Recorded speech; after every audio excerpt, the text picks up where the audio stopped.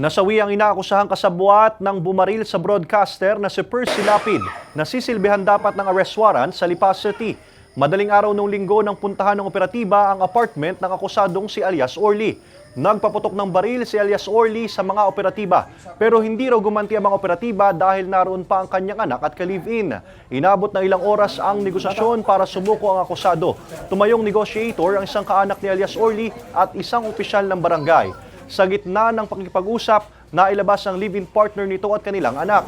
Ayon sa pulisya, pumasok daw si alias Orly sa banyo at binaril ang sarili sa halip na sumuko. Inabot ng 3 buwan bago natunto ng pulisya ang akusado. Positibo siyang tinukoy ni Joel Escorial, ang bumaril kay Lapid noong October 3, 2022.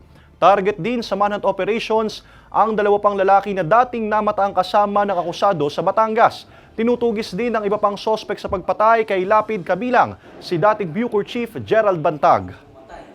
Nagbaril po siya sa sarili niya in front of the negotiator. Nag-hold out po siya doon, hindi siya sumuko. In fact, hineld hostage niya ang kanyang living partner at kanyang anak niya po.